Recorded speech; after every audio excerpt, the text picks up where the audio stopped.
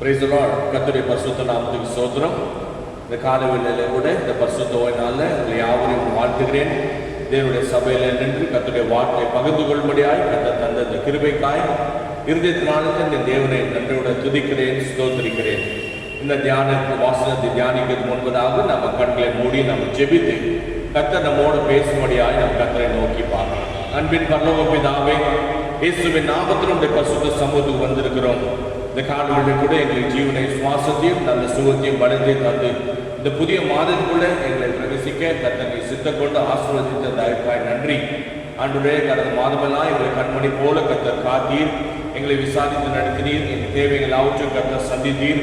நாச மோசங்களுக்கும் அன்றைய வியாதிகளுக்கும் பலவீனங்களுக்கும் எங்களை விலக்கி பாதுகாத்து சுகத்தோடு பலத்தோடு எங்களை காத்து எங்களை வழிநடத்தின தயவுக்காய் இருதயத்தின் ஆழத்தை தேவனை நன்றியோடு துதிக்கிறேன், ஸ்தோத்திரிக்கிறேன். தகப்பனே, இந்த காலவேளையில கூட இந்த பரிசுத்த ஓய்வினால இந்த மனமகிழ்ச்சியின் காலவேளையில கர்த்தருடைய சமூகம் வந்து உண்மை ஆராதிக்க உண்மை துதிக்க கர்த்தர் கொடுத்த கிருபைக்காய் நன்றி செலுத்துகிறோம்.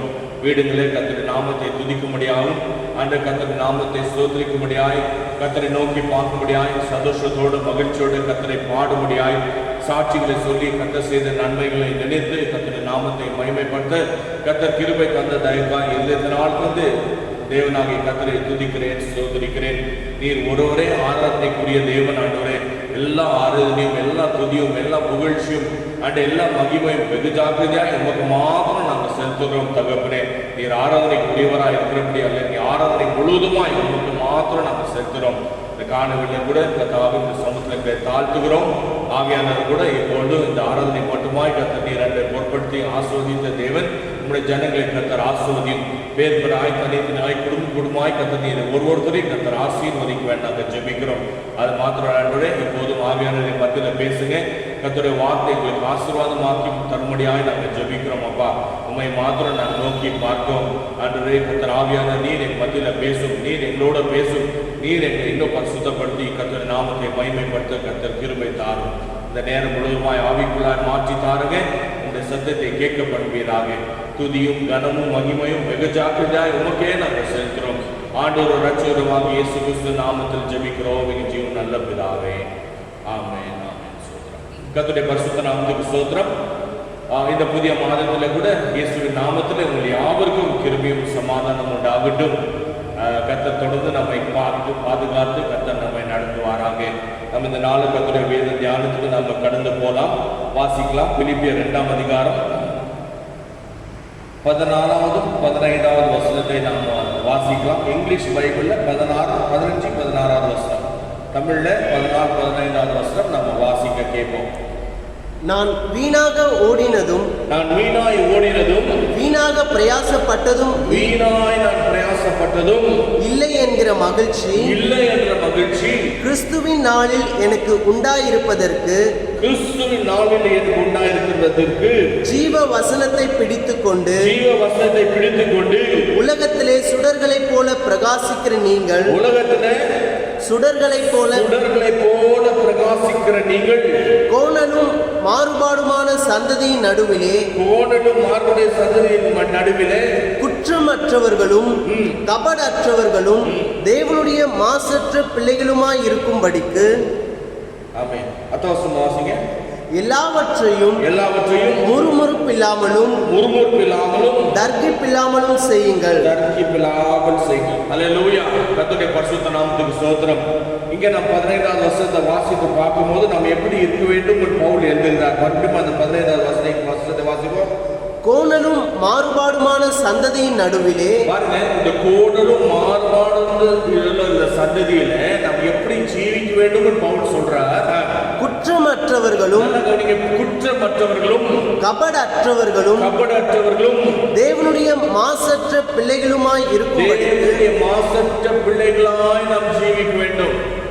அது மாத்திரம் பவுல் தன்னுடைய வாழ்க்கையில இப்படி அவர் ஜீவித்ததை சுற்றி காட்டி எப்படியாய் நாமும் ஜீவிக்க வேண்டும், இல்ல அவர் எப்படி ஜீவித்தார் என்ற அந்த கன்ஃபெஷன் அவர் வந்து சொல்றார். பாருங்க, இந்த 9வது வசனத்தை வாசிப்போம். 14. நான் வீணாக ஓடினதும் வீணாக பிரயாசப்பட்டதும் இல்லை என்கிற மகிழ்ச்சி. என்ன அருமையாய் சொல்றார் பாருங்க. அவர் சொல்றார், இத்தனை ஆண்டு ஆண்டுகள் நான் தேவனுக்காக ஓடின ஓட்டம், நான் இவ்வளவு நாள் கர்த்தருக்காய் பிரயாசப்பட்ட அந்த பிரயாசம் வீணாய் போனன்ற ஒரு மகிழ்ச்சி எனக்கு உண்டாயிருக்குதுன்னு சொல்லி அவர் வந்து சொல்கிறார். இந்த காலையில் அருமையான சகோதர சகோதரிகளே, உங்களுடைய இருதயத்துல இல்ல உங்களுடைய சிந்தனையில உங்களுடைய ஆத்மால இப்படிப்பட்டதான மகிழ்ச்சியா இருக்குதான்னு சொல்லி நாம இந்த காலையில நாம் சிந்தித்து பார்ப்போம். பவுல் சொல்றார், நான் கர்த்தருக்காய் ஓடின இந்த ஓட்டங்கள், கர்த்தருக்காய் நான் பிரயாசப்பட்ட அந்த பிரயாசங்கள் எனக்கு வீண் போல சொல்லி நான் நிச்சயித்திருக்கிற அளவுக்கு அவர் வந்து சொல்கிறதை நாம் வந்து வேதத்துல பார்க்கிறோம். இந்த ஆவிக்குரிய வாழ்க்கை, இந்த விசுவாச வாழ்க்கையில நம்ம ஓடுகிற இந்த ஓட்டம், இந்த வாழ்க்கை நீ பார்த்தீங்கன்னா வேதத்துல அநேக வார்த்தைகள், அநேக வசனங்கள் ஒரு ஓட்ட பந்தயத்துக்கு ஒப்பிட்டு பார்க்கிறோம். அப்படிப்பட்டிருந்தால் நம்ம ஓடுகிற ஒரு வீரனை போல, ஒரு அத்லட்டிக் போல ஓடுகிறவர்களாய் நாம் யாவரும் காணப்படுகிறோம். கிறிஸ்தவ வாழ்க்கையில நாம் யாவருமாய் நாம் ஓடுகிறவர்களாய் இருக்கிறோம். ஆனா பவுல் சொல்றது போல நம்முடைய வாழ்க்கை இப்படிப்பட்டதான மகிழ்ச்சி இருக்குதா? ஒரு நாள் நம்ம வந்து கண்களை மூடு போகிறோம், ஒரு நாள் தேவனை சந்திக்க போறோம். எது முன்னால எது நமக்கு தெரியாது. நம்ம கண்களை மூடுறோமா இல்ல நம்ம கர்த்தரை சந்திப்போமான்றது நமக்கு தெரியாது.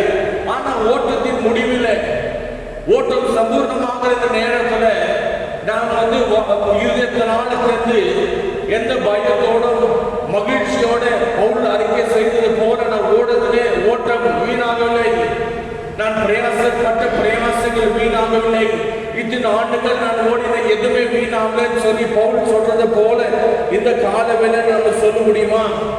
நம்முடைய ஓட்டம் வீணா இருக்குதா இல்ல பிரயோஜனமா இருக்குதான்னு சொல்லி நாம் இந்த காலை வேலையில நாம் வந்து சிந்தித்து பார்க்கிறோம்லாய் நாம் வந்து காணப்படுகிறோம். இன்னொரு வசனத்துல பவுல் சொல்ற, நான் நிச்சயத்தோடு நான் ஓடலன்னு சொல்லி அவர் சொல்றார். நான் நிச்சயம் இல்லாத நான் ஓடினேன்னு சொல்லி அவர் வந்து நிச்சயமாய் அவர் ஓடினார். பவுல் தன்னுடைய வாழ்க்கையில, தன்னுடைய ஓட்டத்துல கர்த்தருக்கென்று அவர் ஓடின ஓட்டம் ஏதோ காத்தடிக்கிறது போல அவர் சொல்றார், ஒவ்வொரு நேரத்திலையும் நான் ஓடின அந்த ஓட்டம் நான் முழு இருதயத்தோடு நான் ஓடினேன், முழு பலத்தோடு நான் ஓடினேன், கர்த்தர் எனக்கு தந்த கிருபையிலே நான் வந்து நேர்த்தியாய் நான் ஓடி முடித்தேன் சொல்ற அளவுக்கு தன்னுடைய வாழ்க்கையில ஒரு சந்தோஷம் அவருக்கு இருக்கிறதை நம்ம வந்து பார்க்கிறோம். ஓட்டிய பந்தயத்தை நம்ம பார்க்கிறோம். 100 மீட்டர் இருக்குது, 200 மீட்டர், 500 மீட்டர், ரிலே ரேஸ், அப்புறம் என்னது அந்த ஹர்டல்ஸ் போட்டு ஜம்ப் பண்ணி எவ்வளோ ஓட்டங்கள் இருக்குது. எல்லா ஓட்டத்தையும் நம்ம எப்படி ஓடுகிறோம் இல்லை. ஆனா அவருக்கு என்ன சொல்ற, நான் ஓடின அந்த ஓட்டம் கத்தற்கொண்டு அநேக பிரயாசங்கள் படும். எப்படி இந்த ரேஸுக்கு 100 மீட்டர், 200 மீட்டர், 500 மீட்டர் இருக்குதோ, நம்ம ஓடுகிற அந்த ஓட்டம் பிரயாசங்கள் நிறைய உண்டு.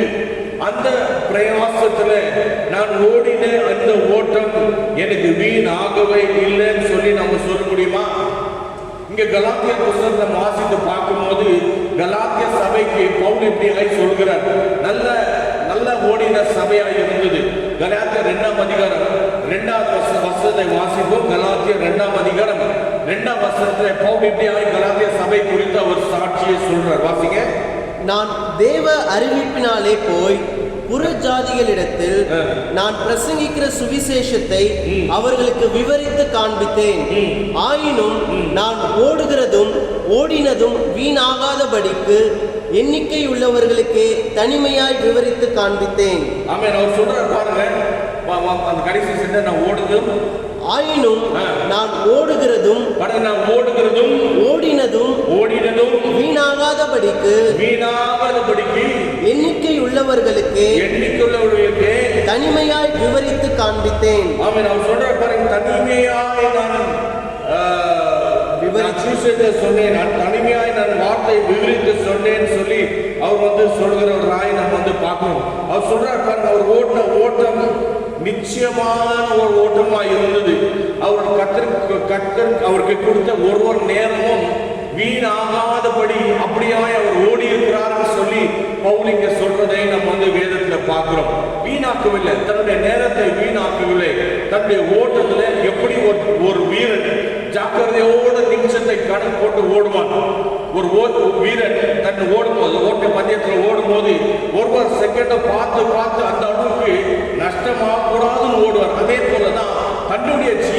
பவுல் ஓடும்போது அவர் எப்படியாய் ஓடி இருக்கிறார் வேலை சொல்றதுன்னா ஜாக்கிரதையோடு ஓடி இருக்கிறார். அவருடைய நேரம் வீணாகாதபடி அவர் கர்த்தருக்காக அவர் ஜீவித்திருக்கிறார் என்று சொல்லி நம்ம வேதத்துல பார்க்கிறோம். கலாத்தியர் சபைக்கு அவர் சொல்லும் போது அவர் அவங்களுடைய ஓட்டம் இல்ல அவர் ஓடின கர்த்தருக்கு முன்பதாக ஓடின ஓட்டம் எப்படி இருந்ததுன்னு சொல்லி அவர் சொல்றார் பாருங்க. அதே கலாத்தியர் 5ஆம் அதிகாரத்துல 7வது வசனத்தை வாசிப்போம். நீங்கள் நன்றாய் ஓடினீர்களே. பாருங்க அவர் சொல்றார், நீ நன்றாய் ஓடினீர்களே. அது பிரசன்ட் டென்ஸ் இல்ல பாஸ்ட் டென்ஸ் ஆயி போச்சு. அவர் சொல்றார் நன்றாக ஓடினீர்களே. சத்தியத்திற்கு கீழ்ப்படியாமல் போக உங்களுக்கு தடை செய்தவன் யார்? உங்களை தடை செய்தவன் யார்? சத்தியத்துக்கு நீ கீழ்ப்படியாதபடிக்கு உங்களை தடை செய்தவன் யார்? யோசிச்சு பாருங்க. இந்த கலாத்திய சபை நன்றாய் கர்த்தருக்காய் வாழ்ந்தவர்கள், வைராக்கியமாய் கர்த்தருக்கென்று ஜீவித்த விசுவாசிகள், அருமையான கர்த்தருடைய சபை, சாட்சியுள்ள ஒரு சபை, சத்தியத்துக்கு நின்ற ஒரு சபை, சத்தியத்துக்கு நின்ற ஆத்துமாக்கள். ஆனால் இப்போ அவங்களுடைய நிலைமை என்ன? இதை கீழே 10வது வசனத்தை வாசித்து பார்க்கும்போது சொல்றார், வாசிங்க. நீங்கள் வேறு விதமாய் சிந்திக்க மாட்டீர்கள் என்று நான் கர்த்தருக்குள் உங்களை குறித்து நம்பிக்கையாய் இருக்கிறேன். உங்களை கலக்குகிறவன் எப்படிப்பட்டவனாய் இருந்தாலும் உங்களை கலக்கிறவன் எப்படிப்பட்டவனாய் இருந்தாலும் தனக்கேற்ற ஆக்கினையை அடைவான். அதுக்கேற்ற ஆக்கினையை அடைவான். சகோதரரே, இதுவரைக்கும் நான் விருத்த சேதனத்தை பிரசங்கிக்கிறவனாய் இருந்தால் புளிப்புள்ள கொஞ்சம் மாவானது நீங்கள் வேறு விதமாய் சிந்திக்க மாட்டீர்கள் என்று நான் கர்த்தருக்குள் உங்களை குறித்து நம்பிக்கையாய் இருக்கிறேன். உங்களை கலக்குகிறவன் எப்படிப்பட்டவனாய் இருந்தாலும் தனக்கேற்ற ஆக்கினியை அடைவான். சபையில சில ஜனங்கள் என்ன செஞ்சுட்டாங்க? இவங்களை கலக்கிட்டாங்க, கலங்க வைத்தார்கள். விசுவாசத்தை இருக்கக்கூடாதபடிக்கு கள்ள உபதேசங்களும் இல்ல அங்கங்க போய் மாறுபாடுள்ள சந்ததியோட கடந்ததுனால அவங்களுடைய வாழ்க்கையில அவங்க சத்தியத்துக்கு நிற்க முடியாது போனது. வேதம் சொல்றது பவுல் சொல்லும்போது உங்களுக்கு கலக்கிறவர்கள் எப்படி ஆயிடுமா? அவங்களுக்கு ஆக்கினை தீர்ப்புன்னு சொல்லி அவர் சொல்றார். அவங்களுக்கு ஆக்கினை தீர்ப்பு வரணும். ஏன்னா அப்படியாய் வைராக்கியமாய் நின்ற விசுவாசிகள் இப்போ அவங்களுடைய வாழ்க்கையில் எப்படிப்பட்ட ஒரு வாழ்க்கை அவங்க ஜீவிக்கிறாங்க இப்போன்னு சொல்லி பின்வாங்கி போயிட்டாங்க.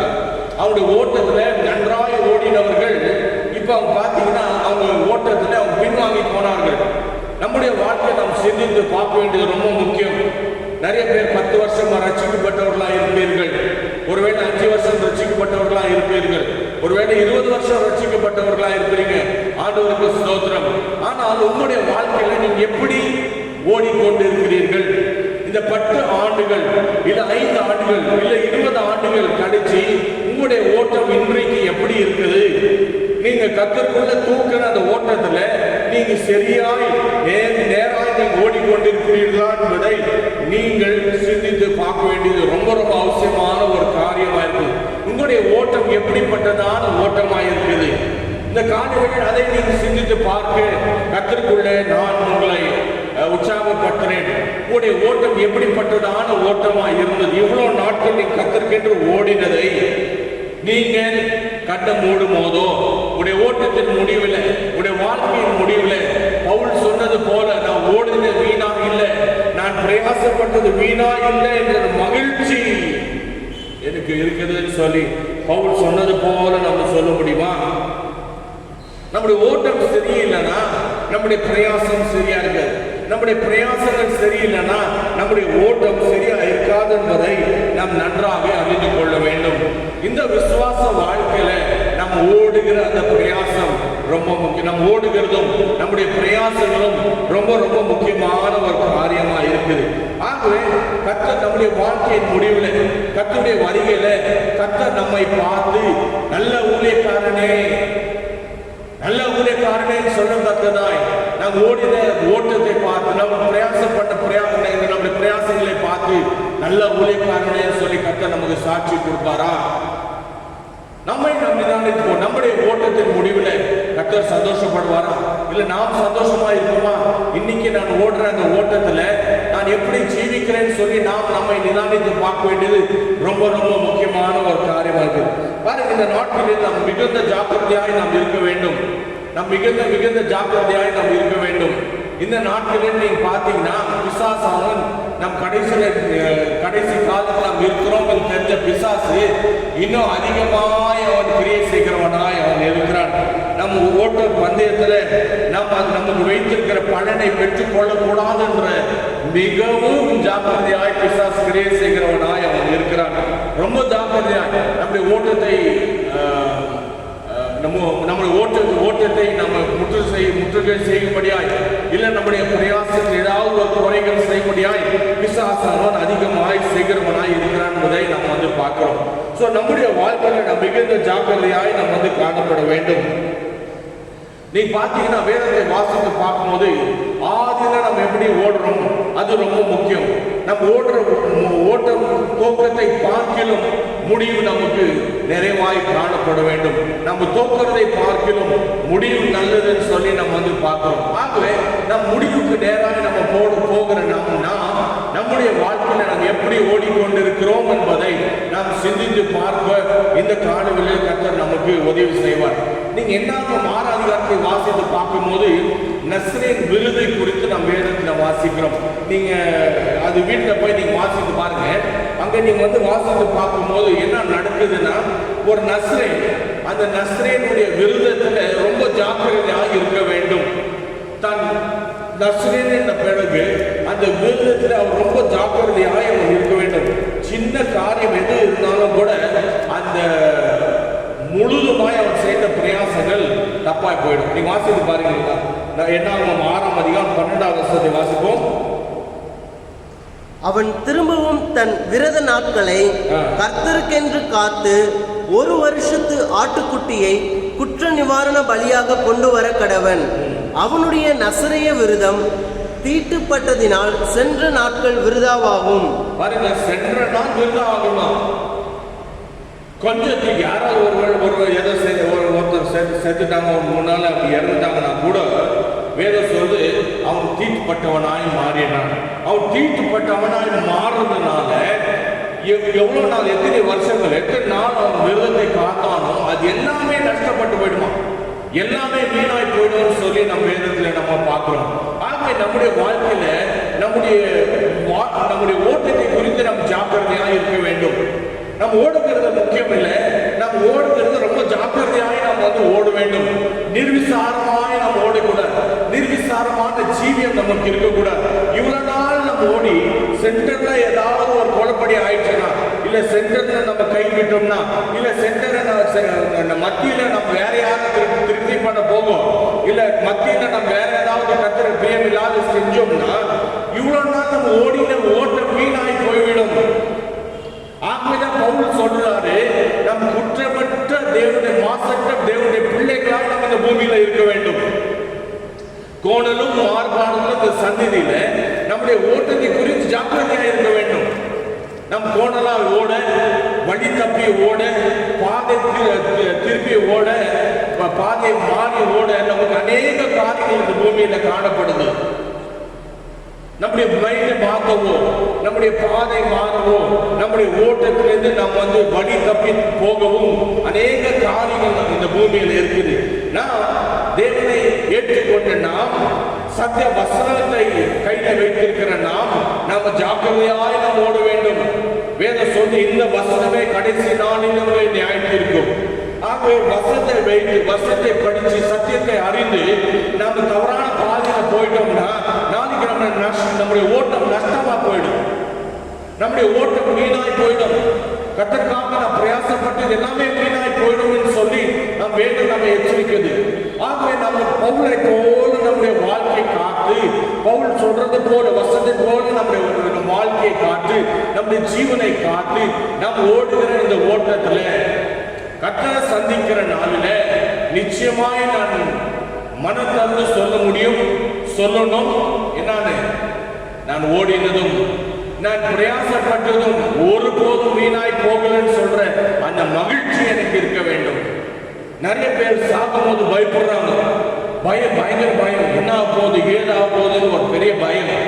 ஏன் அவங்களுடைய ஓட்டத்துல அவங்க சரியாய் ஓடாதனால என்ன நடக்குமோ ஏது நடக்குமோன்ற ஒரு பயம். ஆனா கர்த்தருடைய பிள்ளைகள், கற்றுக்கொண்டு இருக்கிற பிள்ளைகள் தன்னுடைய வாழ்க்கையில் எந்த பயம் இல்லாதபடிக்கு, எந்த ஒரு கலக்கம் இல்லாதபடிக்கு, நான் ஓடினது வீணில்லை, நான் பிரயாசப்பட்டது வீணில்லை, அந்த மகிழ்ச்சியோட நம்ம எப்போதும் நம்ம வாழ வேண்டியது ரொம்ப ரொம்ப முக்கியம். என்னைக்கு நம்முடைய ஓட்டம் முடியும் நமக்கு தெரியாது, எந்த நேரத்திலே நம்முடைய ஓட்டம் முடியும்னு தெரியாது, எப்படி நம்முடைய ஓட்டம் முடியும்னு தெரியாது. ஆனா ஓட்டத்தை முடிக்கும் போது ஒரு மகிழ்ச்சி நம்ம இருதயத்தில் இருக்க வேண்டியது ரொம்ப அவசியம். அருமையான சகோதர சகோதரி, இந்த காலை வேளையில உங்களுடைய இருதயத்தில் அந்த மகிழ்ச்சி இருக்குதா? உங்களுடைய இதயத்தில் அந்த மகிழ்ச்சி இருக்குதான்னு சொல்லி நீங்கள் உங்களை சிந்தித்து பார்க்க கற்றுக்கொள்ள நான் ஆசைப்படுகிறேன். நீங்க அதை சிந்தித்து பாருங்க.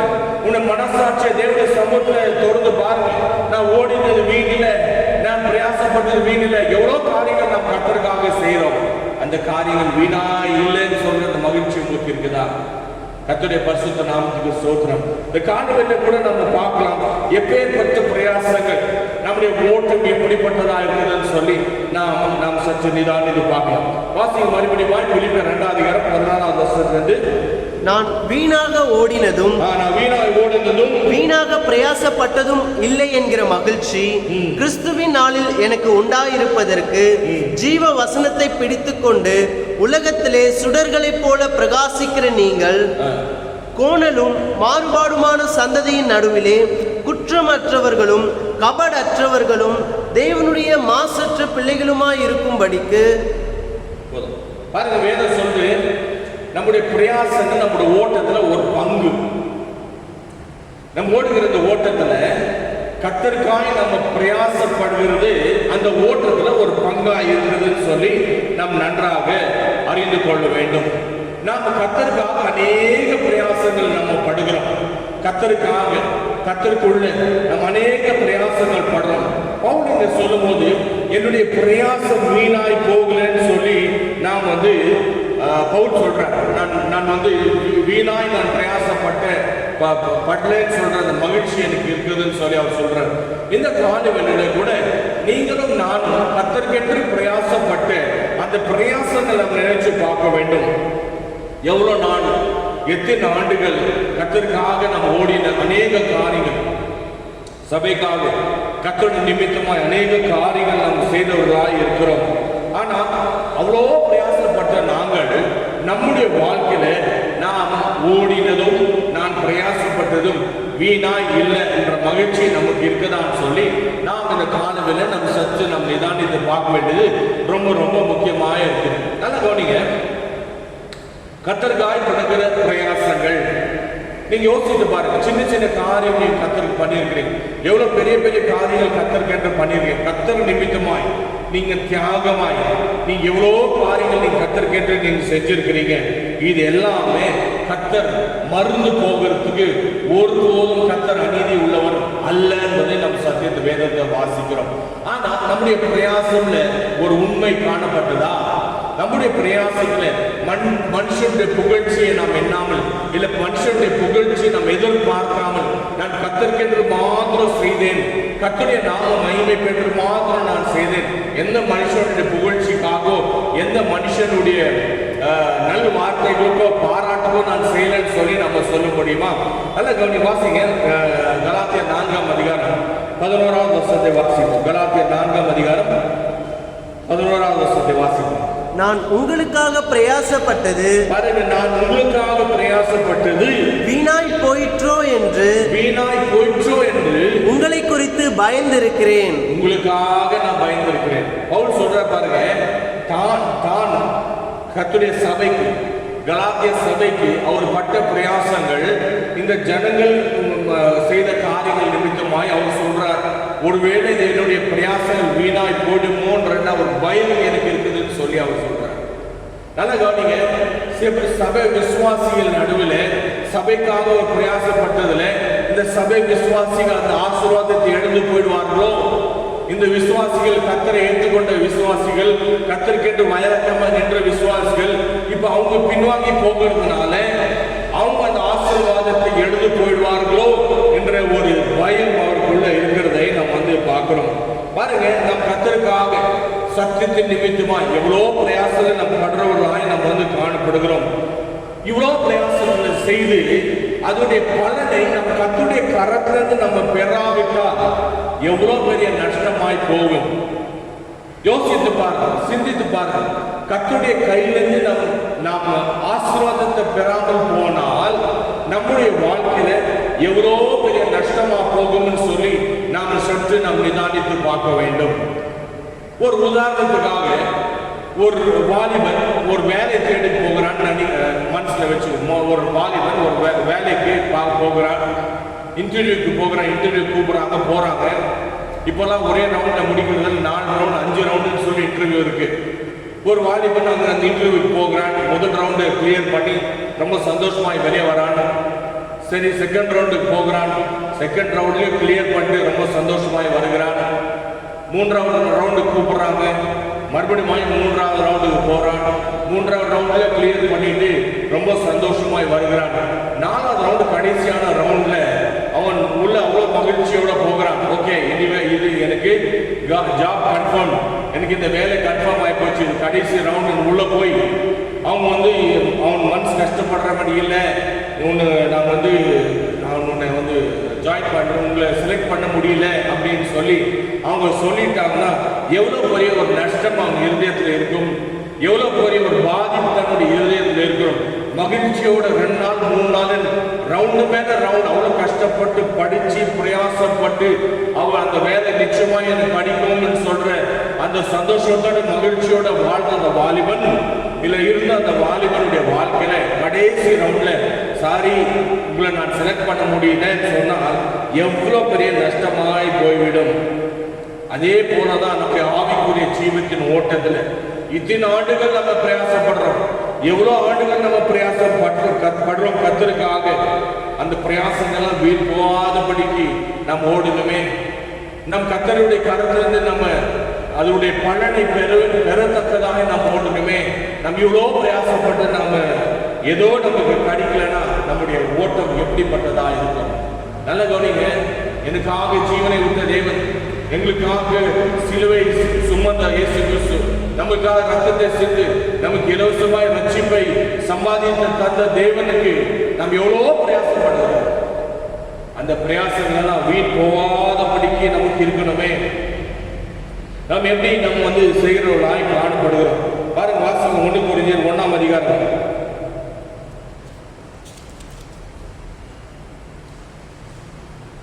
17ஆம் வசனத்தை வாசிப்போம். 1 கொரிந்தியர் 1ஆம் அதிகாரம் 17ஆம் வசனம்.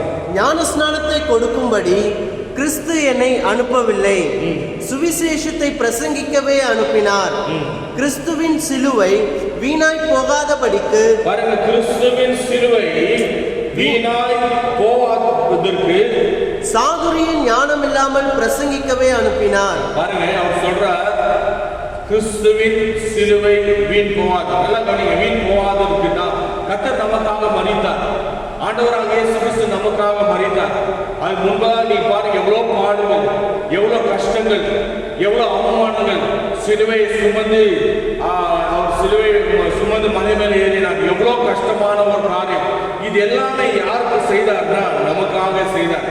ஏன் செய்தார்? நம்முடைய ஓட்டம் ஜெயமாய் முடிக்கதான் ஆண்டவராக இயேசு கிறிஸ்து அதை செய்தார். நமக்காக எல்லாவற்றையும் செய்து முடித்தாரே. நமக்காக எல்லாவற்றையும் செய்த தேவன் நாம் சரியாய் ஓட வேண்டும். அவருடைய வாஞ்சையில நாம் சரியாய் ஓட வேண்டும். நம்ம பெற்றுக்கொள்ளத்தக்கதாய் நாம் ஓட வேண்டும். நம்முடைய பிரயாசம் வீண் போகக்கூடாதுன்னு சொல்லி எல்லாவற்றையும் அவரே நமக்கு செய்ததை நம்ம வந்து பார்க்கிறோம். பாருங்க, இன்னொரு வசனத்தை வாசிப்போம். அதே கலாத்தியர்ல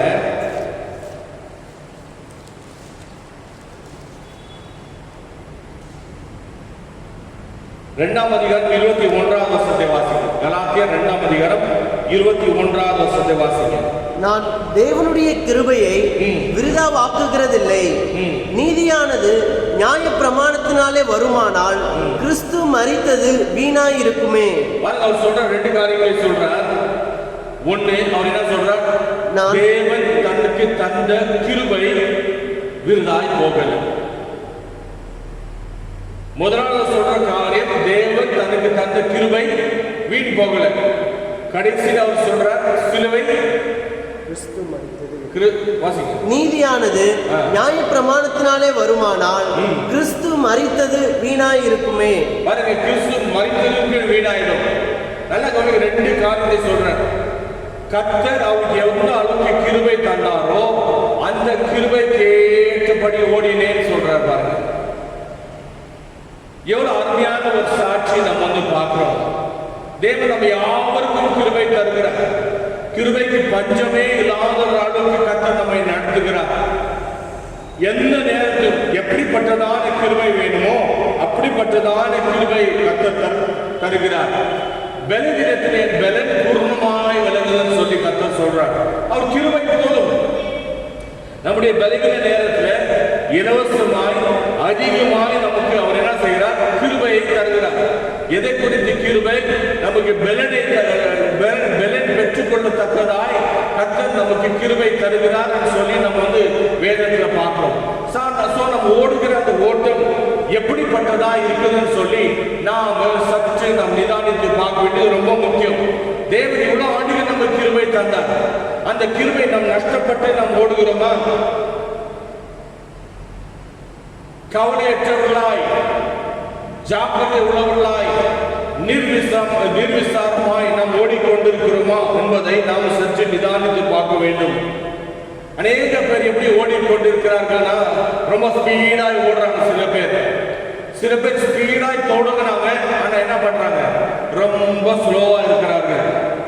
நல்ல ஸ்பீடாய் ஒரு ஓட்டத்தை ஓடினார்கள், ஆனா என்ன நடந்தது? ஓட்டுற ஓட்டத்துல கொஞ்சம் கொஞ்சமா ஸ்லோவாய் என்ன செஞ்சுட்டாங்க? அவங்களுடைய ஓட்டத்தை அவங்க எப்படியோ வழி தப்பி அவங்க போறதை நம்ம வந்து பார்க்கிறோம். நல்ல கவனிங்க அருமையான சகோதரரை, கர்த்தர் நம்ம கிருபை தந்திருக்கிறார். அந்த கிருபை எப்படிப்பட்டது? நம்ம யூகேஜி எல்கேஜியில ஒரு கதை நம்ம வாசிக்கிறோம். அந்த ஹேர் அண்ட் டாட்டாய்ஸ் கதையை நம்ம வந்து வாசிக்கிறோம். நமக்கு தெரியும் அந்த டாட்டாய்ஸ் என்ன பண்ணது? ஓடின அந்த ஓட்டம் மெதுவாய் ஓடுனது. அந்த ஹேர் என்ன பண்ணுச்சு? ரொம்ப ஸ்பீடாக ஓடிச்சு. பாதி தூரம் ஓடின பிறகு பின்னாடி திரும்பி பார்த்தா பாவம் அந்த டாட்டாய்ஸ் மெதுவா வந்திருக்கு. சரி, ஓகே, நமக்கு இன்னும் டைம் இருக்குதே, அவர் மெதுவா வரட்டும், நான் இல்லைன்னா நான் தான் ஜெயமா நான் வந்து ஓடுவேன், அதான் நம்ம என்ன செய்யலாம், மெதுவா போகலான்னு சொல்லிட்டு அவர் என்ன பண்றாரு? அந்த ஹேர் சைட்ல தூங்க போகிறார். தூங்கி ஏற்றிட்டு பார்க்கும்போது அந்த டாட்டாய்ஸ் என்ன செய்யுது? அந்த லாஸ்ட்ல போய் அது வந்து ஓட்டத்தை முடிச்சு ஜெயமாயிடுச்சு. அதே போலதான் நிறைய கிறிஸ்தவர்கள் நல்ல அருமையாக ஓட்டத்தை தொடங்கினார்கள். ஆனா தொடங்கி கொஞ்சம் தூரம் போன பிறகு நீங்க பாத்தீங்கன்னா தூங்கிட்டாங்க. அவங்க ஓட்டத்தை தூங்கிட்டாங்க. தேவன் அவங்களுக்கு எவ்வளவு கிருபை தராரோ அவங்க செய்கிற வேலை என்ன தெரியுமா? தூங்குறாங்க, அவ்வளவுதான். எவ்வளவோ பிரயாசம் அவங்க செய்யணும், கர்த்தருக்காக செய்யணும். அவ்வளவாய் அளவில்லாத தேவன் கிருபை தருகிறார். ஆனா அந்த கிருபை எப்படிப்பட்டதாய் நாங்கள் செலவு பண்றோம்? கர்த்தருக்காக நம்ம பிரயாசப்படுகிறோமா இல்ல தூங்கி கொண்டிருக்கிறோமான்னு சொல்லி நாம் சற்று நிதானித்து பார்க்கணும். கர்த்தர் நம்ம கிருபை தந்திருக்கிறார். அந்த கிருபை வைத்து நான் ஓடிக்கொண்டிருக்கிறேனா, நான் ஓடிக்கொண்டிருக்கிறேனா இல்ல நான் தூங்கி கொண்டிருக்கிறேனா சொல்லி நாம சற்று நிதானித்து பார்க்கிறோம். நல்ல கவனிங்க, நம்முடைய ஓட்டத்துக்கும் நம்முடைய பிரயாசத்துக்கும் பலன் உண்டு, நிச்சயமாய் பலன் உண்டு. நம்ம பலனை பெறத்தக்கதாக நாம் ஓட வேண்டும். இல்ல நம்முடைய ஓட்டம் வீண், நம்முடைய ஓட்டம் வேஸ்ட். நம்முடைய பிரயாசம் எப்படிப்பட்டதான பிரயாசமா இருக்கணும்னா பெற்றுக்கொள்ளத்தக்கதாக ஓடணும். நான் பெற்றுக்கொள்வேன் என்ற மகிழ்ச்சி நமக்கு யாருக்கும் இருக்க வேண்டியது ரொம்ப ரொம்ப முக்கியம். ஏதோ கிறிஸ்தவ வாழ்க்கையில கர்த்தர் இந்த ஜீவனை இந்த நாள் தந்திருக்கிறார். இன்னைக்கு சாப்பிட்டு தூங்கி ஜாலியா வேலைக்கு போய் எல்லாவற்றையும் நான் உலகத்துக்காக செய்யறேன் இல்லை. கர்த்தருக்காக நீங்க என்ன செய்றீங்க? கர்த்தருக்காக நீங்க என்ன செஞ்சீங்க? அதை நீங்க என்ன செய்யுங்க? நீங்கள் சிந்தித்து பார்க்க இந்த காலை வேளையில நான் வந்து சொல்வேன்.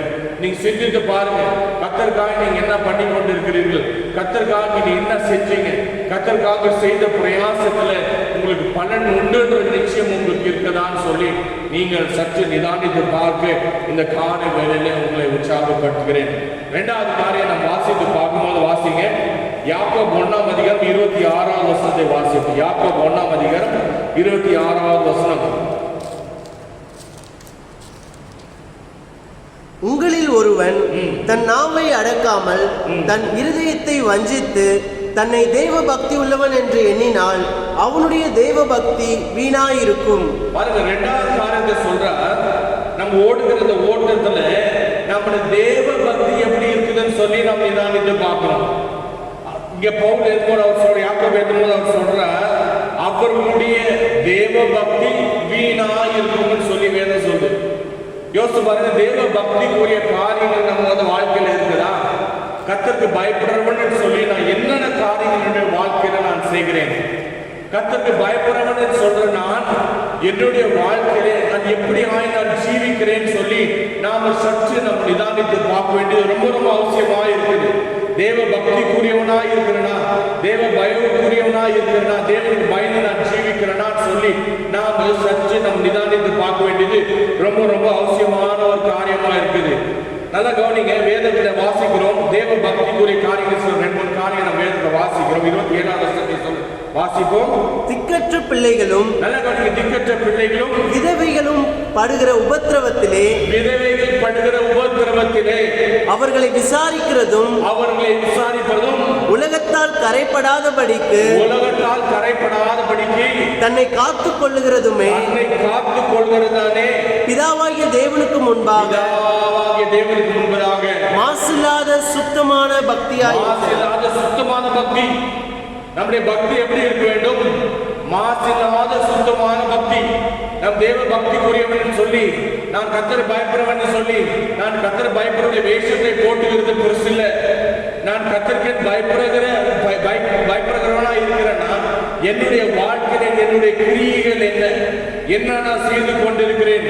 பிதாவாக தேவனுக்கு முன்பதாக மாசற்றுள்ள சுத்தமான பக்தியா இருக்கிறான்னு சொல்லி நாம் நம்மை நிதானித்து பார்க்க வேண்டியது ரொம்ப ரொம்ப அவசியமான ஒரு காரியம். இந்த கால வேளையில் உங்களை நீங்க சிந்தித்து பாருங்க, உங்களுடைய பக்தி எப்படிப்பட்டதா இருக்குது பாருங்க. வேதம் சொல்றது, திக்கற்ற பிள்ளைகளை விசாரிக்கிறதும் உபத்திரவத்திலே அவர்களை விசாரிக்கவும் உலகத்தால் கரைப்படாதவர்களாய். திக்கற்ற பிள்ளைகள், விதவைகள் நம்ம என்ன செய்ய வேண்டும்? விசாரிக்க வேண்டியது ரொம்ப முக்கியம். திக்கற்ற பிள்ளைகளும் விதவைகளும் படுகிற உபத்திரவத்திலே அவர்களை விசாரிக்கிறதும் உலகத்தால் கரைப்படாதபடிக்கு தன்னை காத்துக் கொள்ளுகிறதுமே. நல்ல கவனிங்க, உலகத்தால் நீங்கள் காக்கப்பட வேண்டும். உலகத்தால் நீ கரைப்படாதபடி உங்களை காத்துக் கொள்ள வேண்டியது ரொம்ப முக்கியம். சகோதர சகோதரி, நல்ல கவனிங்க. உங்களுக்கு முன்னதாக நான் சொன்னேன், பிசாசானவன் நம்மை கரைப்படுத்த அநேக காரியங்கள் செய்து கொண்டிருக்கிறான். நம்ம ஜாக்கிரதையாய் விழிப்பாய் நாம் இல்லைன்னு வைத்துக் கொள்ளுங்க. நம்முடைய ஓட்டம், நம்முடைய பிரயாசம், நம்முடைய தேவ பக்தி வீணாய் போய்விடும். நல்ல ஜாக்கிரதையாய் நம்ம ஜீவிக்க வேண்டும். நம்ம தேவ பக்திக்குரிய ஜனங்களாய் நாம் இருக்க வேண்டியது ரொம்ப முக்கியம். சும்மா தேவ பக்தி உள்ள வேஷத்தை போட்டு பைபிளை பிடிச்சிட்டு நான் சர்ச்சுக்கு போறேன், ஆராதிக்கிறேன், நான் கர்த்தரை துதிக்கிறேன்னு சொல்லி வீட்டில் அசிங்கமான பாஷைகளும் கெட்ட வார்த்தைகளும் பேசி நாம் ஜீவித்தால் நம்முடைய தேவ பக்தியெல்லாம் வீணாய் போகும். நம்ம வேதத்தை வாசித்து பார்க்கும் போது சாலமோன் இப்படியா எழுதுகிறார், ஒரு பரிமள தைலம், நல்ல வாசனை பரிமள தைலத்துக்குள்ள ஒரு செத்த ஈ விழுந்துச்சா என்ன அர்த்தம்? என்ன ஆகும்? அப்பேற்பட்ட அவ்வளோ பெரிய இதே நஷ்டமா போயிடுமே, அந்த பரிமள தைலம் முற்றிலுமாய் போடுமே. வாசிங்க பிரசங்கி 10ஆம் அதிகாரம். செத்த ஈக்கள், முதலாவது வாசம், செத்த ஈக்கள் தைலக்காரனுடைய பரிமளத்தை நாரி கெட்டு போக பண்ணும்.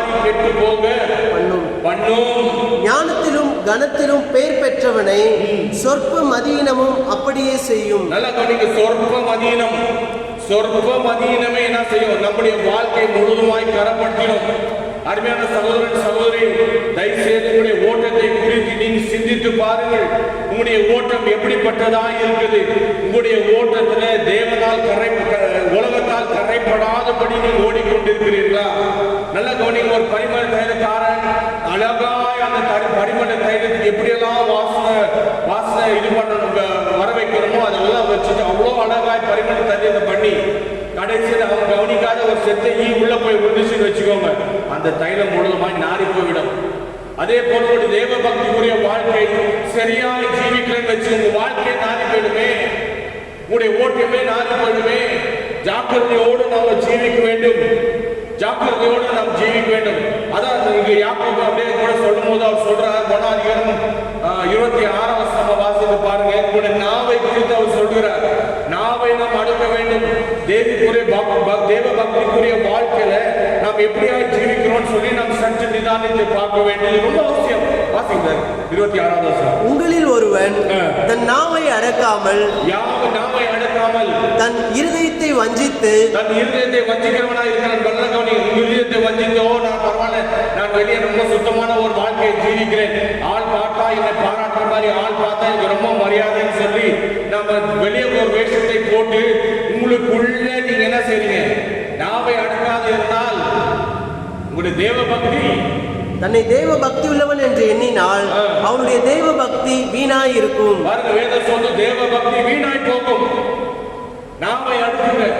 மனைவி கிட்ட தானே, மனைவி கிட்ட 2 கெட்ட வார்த்தை பேசினா பரவாயில்ல, மனைவி கிட்ட மாத்திரம் நம்ம தூஷிக்கிற மாதிரி வார்த்தை, சபிக்கிற வார்த்தை பேசினா பரவாயில்லன்னு பேசிக் கொண்டிருக்கிற அருமையான சகோதரியே, உங்க தேவனுடைய பக்தி வீண். நீங்க எவ்வளவு சோத்திரம் போட்டாலும் வீண், நீங்க என்ன சாட்சி சொன்னாலும் வீண். நீங்க சபைக்கு வந்து கை கட்டி ரொம்ப ஆவில நிரம்பி நீங்க பேசி கர்த்தரை துதிக்கிற மாதிரி பண்ண எல்லாமே வீண். தேவ பக்திக்குரிய வாழ்க்கை குறித்து நீங்க ஜாக்கிரதையுள்ளவராக இருக்கணும், வீண் போக கூடாது. உங்களுடைய ஓட்டம், உங்களுடைய தேவ பக்திக்குரிய பிரயாசம் வீணாய் போக கூடாது. நீங்க தேவ பக்தி உள்ளவனா இல்லைன்னா நீ சும்மா வேஷம் போட்டுட்டீங்கன்னா இந்த நாள் உங்களை சரி பண்ண கர்த்தருக்குள்ள நான் உங்களை எச்சரிக்கிறேன். நல்ல கவனிங்க, தேவ பக்திக்குரிய வாழ்க்கை நமக்கு சுத்தமான ஒரு வாழ்க்கை, வாசத்துல ஒரு வாழ்க்கையா ஜெயிக்கணும். பிதா விரும்புகிற ஒரு தேவ பக்திக்குரிய காரியமா இருக்கணும். சும்மா நாம வந்து விசுவாசி போல பைபிள் தூக்கிட்டு வெள்ளை தண்ணி போட்டு சர்ச்சை போறேன் இல்லை. உங்களுடைய வாயை அடுக்கணும், உங்களுடைய நாக்கை அடுக்கணும். உங்களுடைய நாக்கை நீங்க வந்து கட்டுப்படுத்தினா உங்களுடைய தேவ பக்தி எல்லாமே வீணாப்படும், எல்லாமே வீண்படும். இத்தனை ஆண்டுகள் நீங்க ஓட்டம் அவ்வளவுதான். சிஸ்டர்ஸ் நிறைய பேர் கர்த்தரை துதிக்கிறாங்க, அல்லேலூயா ஸ்தோத்திரம் நல்லா துதிக்கிறாங்க, சாட்சி சொல்றாங்க, எல்லாமே செய்யறாங்க. ஆனா நாவை அடக்காதவங்க நிறைய பேர் இருக்கிறாங்க. நீங்க நாவை அடக்காதபடிக்கு உங்களுடைய வாயில புருஷனை தான் நான் தூஷிக்கிறேன், பிள்ளைங்களை தானே நான் சபிக்கிறேன், பிள்ளைங்களை தான் நான் கெட்ட வார்த்தையில திட்டுறேன், பரவாயில்லன்னு சொல்லி தயவுசெய்து வாயில் உட்காதீங்க. உங்களுடைய தேவ பக்தி எல்லாம் வீணாய் போயிடும். அது சகோதரனோ சகோதரியோ பிள்ளைங்களுடைய வாழ்க்கைக்கெல்லாம் சகஜமாய் கெட்ட வார்த்தை பொறுத்து வருது. நாவை அடக்காதவன் தேவ பக்திக்குரியன் அல்ல. நாவை அடக்காதவன் உங்களுடைய ஓட்டத்துல என்ன செய்யும்? வீணாய் போயிடும். உங்களுடைய தேவ பக்திக்குரிய பிரயாசம் எல்லாம் வீணாய் போயிடும். ஐயோ தேவ பக்திக்குரியவன் சொல்லி நீங்க செய்கிற எல்லா காரியம் வீணாய் போயிடும்.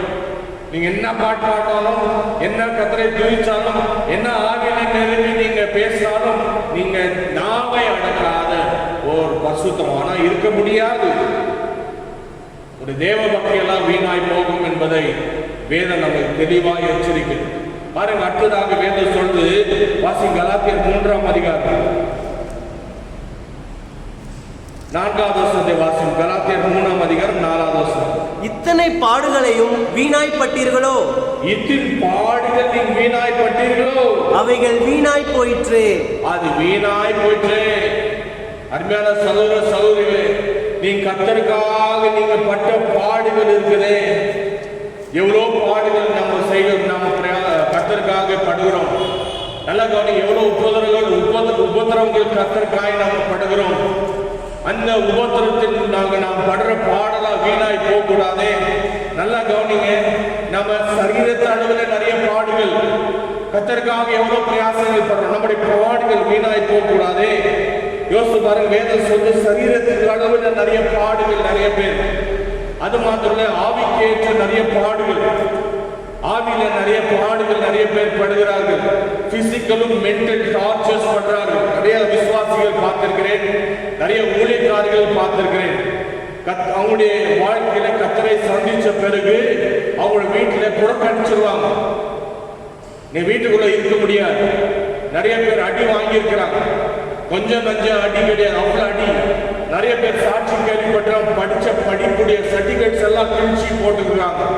நிறைய பேர் கர்த்தரை ஏற்றுக்கொண்ட பிறகு வீட்டுல இருந்து வெளியே தோர்த்தி இனிமேல் உனக்கும் எனக்கு எந்த ஒரு சம்பந்தம் இல்லைன்னு சொல்லி என்ன செய்யறாங்க, தள்ளி இருக்கிறாங்க தகப்பனும் தாயும்.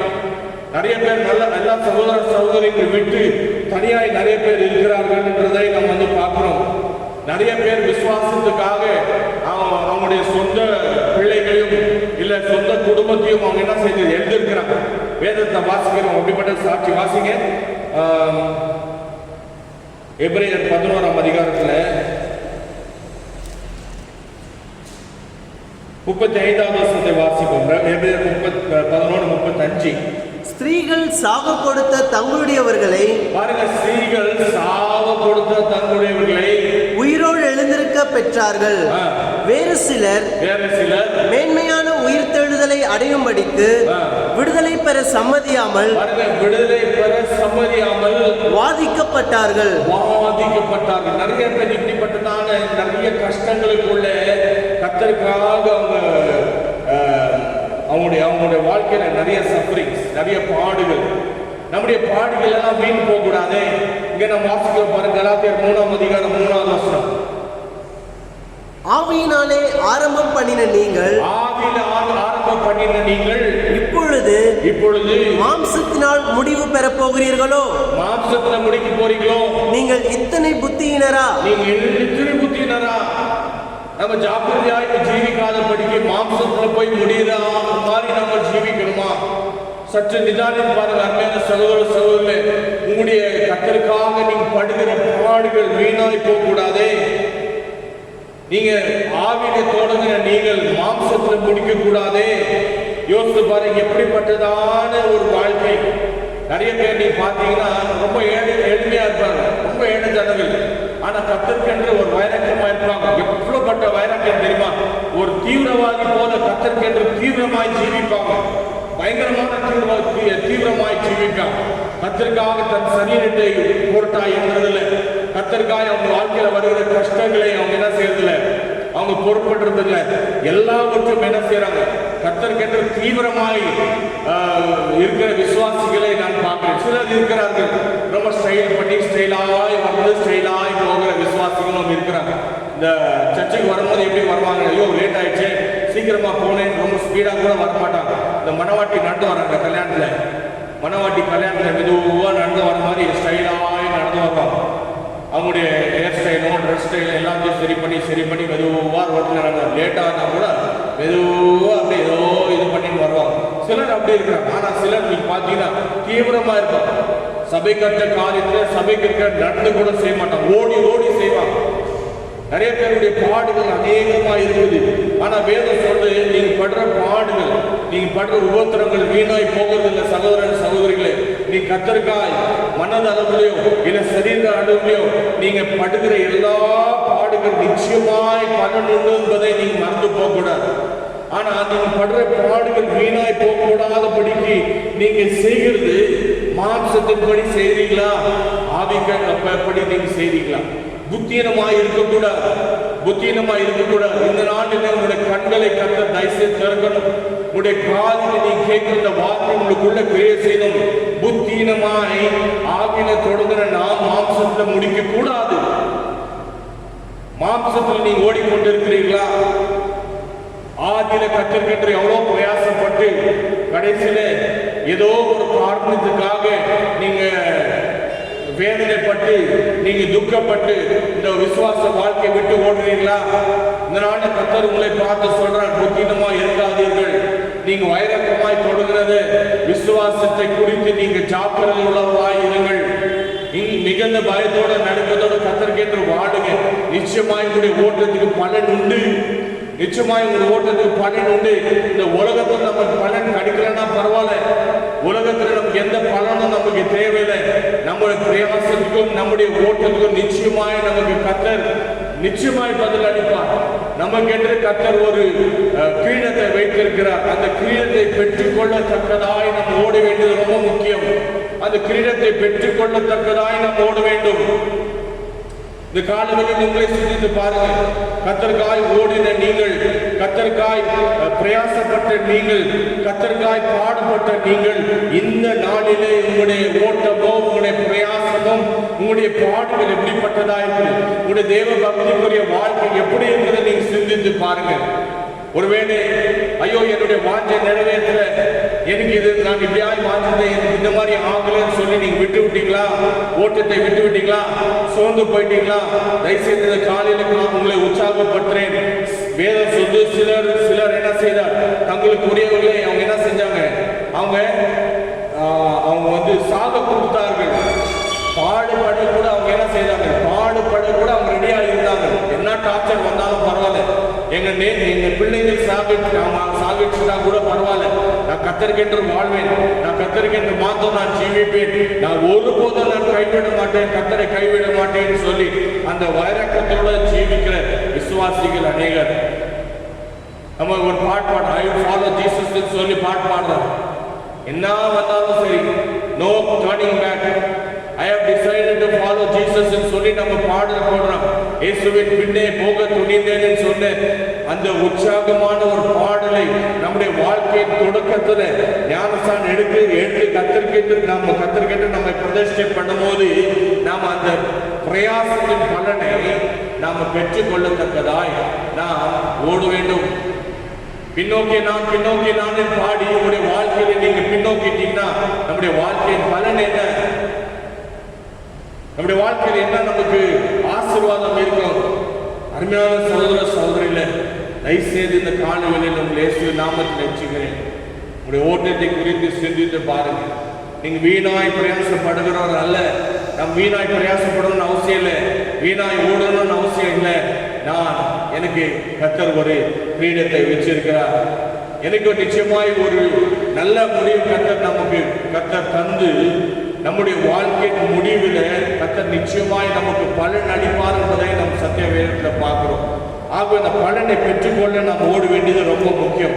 அடுத்ததாக வாசிங்க 2 தெசலோனிக்கர் 3ஆம் அதிகாரம் 11ஆவது வசனத்தை வாசிங்க. 2 தெசலோனிக்கர் 3ஆம் அதிகாரம் 11ஆவது வசனம். உங்களில் சிலர் யாதொரு வேலையும் செய்யாமல் வீண் அலுவற்காரராய் ஒழுங்கற்று திரிகிறார்கள் என்று கேள்விப்படுகிறோம். உங்களில் சிலர் யாதொரு வேலையும் செய்யாமல் யாதொரு வேலையும் செய்யவில்லையா? வீண் அலுவற்காரராய் ஒழுங்கற்று திரிகிறார்கள் என்று கேள்விப்படுகிறோம். வீண் அலுவற்காரராய் வீணாய் திரிகிறார்கள். நல்ல கவனிங்க, நம்முடைய ஓட்டத்தை குறித்து நாம் வீண் அலுவலர்களாக இருக்கக்கூடாது. வீண் அலுவலெல்லாம் பிஸ்னஸ் பண்றது. பிஸ்னஸ்ல நம்ம வெறும் டிரான்சாக்ஷன் பண்ணதுக்காக இல்லை. வீணாய் தன்னுடைய நேரத்தை போக்குறீங்களா? நல்லா கவனிங்க, கர்த்தர் நமக்கு கொடுக்கிற நேரம் நமக்கு பொக்கிஷம். எல்லாத்தையும் விட கர்த்தர் நமக்கு நேரத்தை கொடுக்கிறார் பாருங்க, அது பொக்கிஷம். இன்னைக்கு நம்ம மூச்சை காத்து கர்த்தர் நிறுத்திட்டார்னா என்ன பயன்? மூச்சை காத்து கர்த்தர் நமக்கு நிறுத்திட்டார்னா எந்த பயன் இல்லையே. ஆனா கர்த்தர் என்ன செய்தார்? நமக்கு ஜீவனை தந்திருக்கிறார், சுவாசத்தை தந்த கிருபையாய் நமக்கு சுவாசத்தையும் ஜீவனையும் தந்து நம்முடைய வாழ்க்கையில் நமக்கு நேரத்தை கூட்டி தருகிற தேவனாய் இருக்கிறார். நிறைய பேர் இந்த நேரத்தை குறித்து ஜாக்கிரதையா இல்லை. அவங்க எப்பவுமே நான் சபையில சொல்ல, கர்த்தருடைய நேரம் கர்த்தருக்கென்று கூடுங்கள், கர்த்தருடைய நேரத்தை திருடாதீங்கள். கர்த்தருடைய நேரத்தை கர்த்தர் 24 மணி நேரம் உங்களுக்கு கர்த்தர் கொடுக்கிறாருன்னா 2 hour 40 நிமிஷம் கர்த்தர் கொடுங்க ஒரு நாளைக்கு. பணத்துல மாத்திரம் தசமபாகம் கொடுக்கிறது போல இருக்கக்கூடாது. நம்முடைய நேரத்தில் கூட தசமபாகத்தை கொடுங்க, அதுதான் கர்த்தர் விரும்புகிறார். பணம் கர்த்தர் விரும்புறதில்ல. கர்த்தர் முதலாவது நம்ம நேரத்தை தசமபாகம் கொடுக்க கர்த்தர் விரும்புகிறார். 2 மணி நேரம் 40 நிமிஷம் கர்த்தருக்கு கொடுங்க. கர்த்தருக்கு ஒரு அப்பாயின்மெண்ட் டைம் கொடுத்துருக்கீங்கன்னா அந்த அப்பாயின்மெண்ட் டைம்ல ஜாக்கிரதையா இருங்க. நேரத்தை தள்ளி வைக்காதீங்க. அந்த நேரத்தை தள்ளி போகக்கூடாது. நம்ம அந்த நேரத்தை ஜாக்கிரதையோடு நம்ம காணப்பட வேண்டும். வேதம் சொல்லி சிலர் என்ன செய்யறாங்க? வீணாய் திரிகிறார்கள். நிறைய பேர் பார்க்க, நிறைய பேர் சொல்றேன், சபையில கூட நிறைய பேர் சொல்றேன், தயவுசெய்து வீடு வீடாய் போகாதீங்கன்னு சொல்றேன். வேதனை எச்சரிக்கிற ஒரு சத்தம், ஒரு வார்த்தை இது. வேதனை எச்சரிக்கிறது, தயவுசெய்து வீடாய் திரியாதீங்க. நிறைய பேருக்கு அப்படிப்பட்டதான ஒரு பழக்கம். வீடாய் காலையில் ஏற்றுவாங்க, பல்ல வெளிக்கிட்டு முகம் கட்டிட்டு நேரம் போவாங்க. யார் வீட்டு தொடர்ந்து இருக்குது, யார் வெளியே இருக்கிறாங்க பார்த்து நேரம் உள்ள அக்கான்னு உள்ள போய் உட்காந்து என்னக்கா டிஃபனு, என்னக்கா அது, என்னக்கா இது. அவங்க என்ன செய்ய, இது காஃபி குடிச்சுட்டு இருக்கா, காஃபி குடிச்சுட்டு காஃபி கொடுப்பாங்க. நீ காஃபி குடிச்சுட்டு ஊர் கதை எல்லாம் பேசிட்டு உட்காந்துருக்கோம். நிறைய பேர் சொல்லுவேன், நான் எப்பவுமே சபையில் எச்சரிக்கை கூட செய்வேன், தயவுசெய்து அந்த திண்ணையில் உட்காந்து பேசாதீங்கன்னு சொல்வேன். இந்த திண்ணையில் உட்காந்து பேசுகிற பேச்சுக்கெல்லாம் இது பாருங்க, இந்த கேள்விங்க வயசானவங்கெல்லாம் உட்காந்து பேசுவாங்க. இப்போல்லாம் கேள்விங்க வயதானவங்க மாத்திரம் இல்லை, சின்ன வயசுல இருக்கிறவங்க கூட என்ன செய்யறாங்க, திண்ணையில் உட்காந்து பேசி அவங்க வீட்டில் இப்படி, இவன் வீட்டில் எப்படி, அவன் புருஷன் அப்படி, அவன் மருமக இப்படி, அவன் மகன் இப்படி, அவன் மக இப்படின்னு சொல்லி தேவையில்லாத பேச்சுக்கள். வேதம் தெளிவா எச்சரிக்கிறது. வாசிங்க, வசனம் மறுபடியும் வாசிங்க. 2 தெசலோனிக்கேயர் 3:11. உங்களில் சிலர் யாதொரு வேலையும் செய்யாமல் வீண் அலுவற்காரராய் ஒழுங்கற்று திரிகிறார்கள் என்று. வேதம் சொல்லு, ஒழுங்கற்று திரிறீங்க. எதுக்காக திரிறீங்க? ஒழுங்கா திரிறீங்களா? புரோஜனத்துக்காக திரிறீங்களா? நிறைய பரிசுத்தவான்களை காணுகிறேன், அவங்களுடைய வாழ்க்கை 24 மணி நேரம் பத்தல. அவங்களுக்கு 24 மணி நேரம் பத்தல. என்னக்கு பத்தல? ஜோம் பண்றது பத்தல, வேத வாசிக்கிறது பத்தல. அவ்வளவாய் கர்த்தரோட அவங்க என்ன செய்வாங்க, நேரத்தை ஸ்பெண்ட் பண்ணி அந்த நேரம் கூட அவங்களுக்கு பத்தாதபடி நிறைய பேர் இருக்கிறதை பார்க்க. உபவாசம் மேல உபவாசம், வேதத்தின் சமூகத்தில் கர்த்தருடைய சமூகத்தை உட்கார்ந்து வேதத்தை ஆராய்ந்து பார்த்து ஜெபிப்பாங்க. அதுக்கு அவங்களுக்கு நேரத்தை பத்தாவது பரிசுத்தவான்கள் சிலர் இருக்கிறாங்க, வெட்டி ஆபீசர்கள். அவங்களுக்கு என்ன, அவங்களுக்கு 24 மணி நேரம் பத்தாது. சிலர் ஒரு பக்கம் இருக்கிறாங்க, ஓடுறாங்க, பிரயாசப்படுறாங்க, ஊழியம் செய்யறாங்க, ஜபிக்கிறாங்க, உபவாசத்தோட கர்த்தரை கேட்டு அவங்களுக்கு அது 24 மணி நேரம் பத்தல. அவ்வளவாய் கர்த்தர் கேட்டு பிரயாசப்பட்டு ஊருக்கு ஊர் போறாங்க. கர்த்தருக்காக அவங்க என்ன செய்யறாங்க, தியாகம் பண்ணி விசுவாசிகளை சந்திக்கிறதோ மற்ற காரியங்களோ என்ன செய்ய முடியும்னு சொல்லி செய்யறாங்க. சிலர் உபவாசத்திலையும் தேவ சமூகத்தை உட்கார்ந்து காத்திருந்து கர்த்தருடைய வசனத்தை வாசிக்கிறதோ கர்த்தரோட நேரத்தை. நிறைய பேருக்கு 24 மணி நேரம் பத்தல. ஆனா சிலர் இருக்கிறாங்க, என்ன செய்யறாங்க, வீடாய் திரிகிறார்கள். அவங்களுக்கு வேற வேலையே கிடையாது, வேற பிசினஸே கிடையாது. அவங்களுக்கு வீடாய் திரிகிற விசுவாசிகள். வாசிங்க 1 தீமோத்தேயு 5ஆம் அதிகாரம் 13ஆம் வசனத்தை வாசிப்போம். 1 தீமோத்தேயு 5:13. அதுவும் இல்லாமல் அவர்கள் சோம்பல் உள்ளவர்களாய், நல்ல கவனிங்க, வேதம் சொல்றது அவர்கள் சோம்பல் உள்ளவர்களாய். சோம்பேறிக்கு சாப்பிடக்கூடாது வேதம் சொல்லுது. ஆனா வீடா போய் அக்கான்னு எங்க சாப்பாடு போகிறான்னு சாப்பிட்டு உட்காந்து ஊர் கதைங்க பேசி, அவங்க குடும்ப கதைங்க பேசி, அவன் இப்படி இவன் இப்படி, அவன் செய்யறான் அப்படி செய்யறான் இப்படி செய்யறான், அந்த குடும்பத்துல அப்படி நடக்குது, இந்த குடும்பத்துல அப்படி நடக்குது, என் மாமா குடும்பத்தை அப்படி நினைச்சு, எங்க வீட்டுக்கார குடும்பத்துல இப்படி நினைச்சு தேவையில்லாத என்ன செய்யறாங்க, வீட்டுக்காரர் பத்தியோ பிள்ளைங்க பத்தியும் அவங்க குடும்பத்தை பத்தி வீணாய் போய் திரிஞ்சு பேசுறவர்கள் இருக்கிறார்கள். வேதம் சொல்ல வாசிக்க மறுபடியுமாய். அதுவும் அல்லாமல் அவர்கள் சோம்பல் உள்ளவர்களாய் வீடாய் திரிய பழகுவார்கள். பழக்கம் பாருங்க, இது ஒரு பழக்கம். நிறைய சகோதரிகளுக்கு சொல்ல, தயவுசெய்து வீட்டு விட்டு வெளியே போவாங்க. சில சகோதரர்களுக்கு சொல்ல, வேலை இல்லாதவங்க என்ன செய்வாங்க, சும்மா திரிவாங்க, வண்டி எடுத்துட்டு பெட்ரோல் போட்டு திரிவாங்க. எங்க யார் கட்சாலும் உட்காந்து அங்க பேசுறது, டீ கடையில் உட்காந்து பேசுறது, போய் லைப்ரரியில் உட்காந்து தேவையில்லாத பேசுறது, எங்கெங்க கிடைக்குதோ யார் வீட்டு கிடைக்குதோ அங்கே போய் உட்காந்து கதை பேசிக்கிட்டு பேப்பர் படிச்சுக்கிட்டு டீ குடிச்சிட்டு நிறைய பேர் ஓடிக்கொண்டு இருக்கிறார்கள். வேதம் சொல்லி செய்யாதீங்க. மறுபடியும் வாசிப்பது. அதுவும் அல்லாமல் அவர்கள் சோம்பல் உள்ளவர்களாய் வீடாய் திரிய பழகுவார்கள். சோம்பல் உள்ளவர்களாய் மாத்திரமல்ல, அலப்புகிறவர்களாயும் வீண் அலுவற்காரிகளாயும் தகாத காரியங்களை பேசுகிறவர்களாயும் இருப்பார்கள். நான் சொல்ல வசமே சொல்லு, வீடா போய் வீடா அனுப்பி தேவையில்லாத பேச்சுக்களை பேசி புரோஜனம் இல்லாத பக்தி விருத்திக்கு உண்டாகாத வார்த்தை பேசாமல் வீணான வார்த்தைகள் பேசுறது. நல்லா கவனிங்க, தேவன் நம்ம எச்சரிக்கிறார். நீங்க இவ்வளோ பிரயாசப்பட்டு இவ்வளோ ஓடி இவ்வளோ வருஷங்கள் செய்து நீங்க வீடாய் திரியுறீங்க பாருங்க. நீங்க வீடாய் திரியிருந்து கடைசியில நீங்க பலனை பெற்றுக் கொள்ள மாட்டீர்கள். வேதம் எச்சரிக்கிறது. வீடாய் போய் வேஸ்டா திரியுறீங்களா, நீங்க கர்த்தருடைய ஆசீர்வாதம் பெற்றுக் கொள்ள முடியாது. அநேக சபையை எச்சரித்து சொல்லுகிறேன். வாசி 25ஆம் அதிகாரம் நீதிமொழிகள் 25:17 வசனத்தை வாசிங்க. நீதிமொழி 25:17. உன் அயலான் சலித்து உன்னை வெறுக்காதபடிக்கு அடிக்கடி அவன் வீட்டில் கால் வைக்காதே. அடிக்கடி உன் வீட்டில் என்ன செய்யாத? கால் வைக்காத. காஃபிக்கு ஒரு வீட்டுல, சாப்பாட்டுக்கு ஒரு வீட்டுல, பிரேக்ஃபாஸ்ட் ஒரு வீட்டுல, நைட் சாப்பாட்டுக்கு ஒரு வீட்டுல திரிறீங்களா? தயவு செய்து நிறுத்துங்க. உங்களுடைய தேவ பக்திக்குள்ள ஒரு வாழ்க்கை, உங்களுடைய விசுவாச வாழ்க்கை, உங்களுடைய ஓட்டம் எல்லாமே வீணா போயிடுமா? நான் சொல்ல கர்த்தருடைய வசனத்தை வைத்து உங்களுக்கு காலை வேலை நான் எச்சரிக்கிறேன். தயவு செய்து தேவையில்லாத வீண் அல்பாதீர்கள், வீடாய் போய் தெரியாதீர்கள். உங்களுடைய ஓட்டத்துக்கு நிச்சயமாய் பலன் உண்டு. அந்த பலனை எழுது போகாதபடி வீடாய் தெரியாதீங்க. உட்கார்ந்து தென்னையில பேசாதீங்க. புரோஜனமாய் வீட்டுல உட்கார்ந்து பைபிள் வாசிங்க, சூத்திரம் போடுங்க, ஜெபம் பண்ணுங்க, ஆவியில நிரம்பி கர்த்தரோட பேசுங்க, புரோஜனமானது செய்யுங்க. வீட்டுல வேலை இருந்தா வீட்டுல செய்யுங்க. ஆண்களுக்கு வீட்டுல வீட்டு வேலை இருந்தா வெளியே போகணுமோ வர்த்தமா செய்யுங்க. இல்ல உட்கார்ந்து தேவ சமூகத்துல உட்கார்ந்து உங்களுடைய நேரத்தை ஆவிக்குரிய ஆசீர்வாதங்களை பெற்றுக்கொள்ள நீங்க செய்யுங்க. ஏன்னா இந்த பூமிக்குரிய வாழ்க்கையில நிச்சயமாய் நமக்கு பலன் உண்டு. இந்த பூமி நமக்கு ட்ரைனிங் கேம்ப் போல, ட்ரைனிங் போல கர்த்தர் நம்ம வைத்திருக்கிறார். இந்த பூமியில, இந்த பூமியில ட்ரைனிங் கேம்பா கர்த்தர் வைத்திருக்கிற நம்முடைய வாழ்க்கையில நாம சரியாய் நிதானித்து செய்ய வேண்டும்.